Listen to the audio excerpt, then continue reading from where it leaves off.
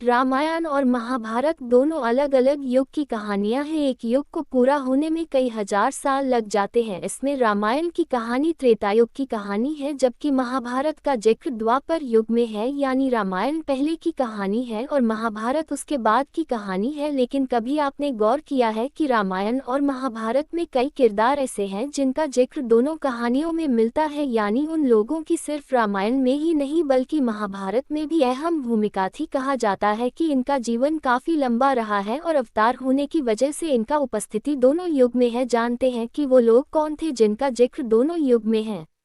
परशुराम। सीता स्वयंवर के वक्त जब भगवान राम से धनुष टूट जाता है तो परशुराम वहां आते हैं। इसके बाद अपना सुदर्शन भी राम जी को दे देते हैं। इसके बाद महाभारत में भी परशुराम जी का कई जगह जिक्र है। महाभारत में कर्ण को भी शिक्षा परशुराम जी ने ही दी थी। ऐसे में कहा जा सकता है परशुराम जी रामायण और महाभारत दोनों में थे।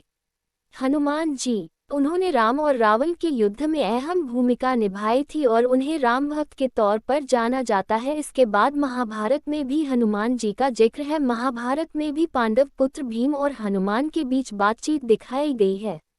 महर्षि दुर्वासा। दुर्वासा ऋषि भी उन लोगों में से एक है जो रामायण और महाभारत दोनों के वक्त दिखाई दिए थे। रामायण में दुर्वासा ऋषि और दशरथ के बीच बातचीत कई बार दिखाई गई है। इसके अलावा महाभारत में ऋषि दुर्वासा पांडव के निर्वासन के समय द्रौपदी की परीक्षा लेने के लिए उनकी कुटिया में पहुंचे थे। जामवंत। आपने रामायण में जामवंत की भूमिका तो देखी होगी, कैसे उन्होंने सीता जी को ढूंढने और रावण से युद्ध में भगवान राम की मदद की थी। लेकिन कहा जाता है कि जामवंत महाभारत के दौर में भी थे और उन्हें भगवान श्री कृष्ण से युद्ध भी किया था।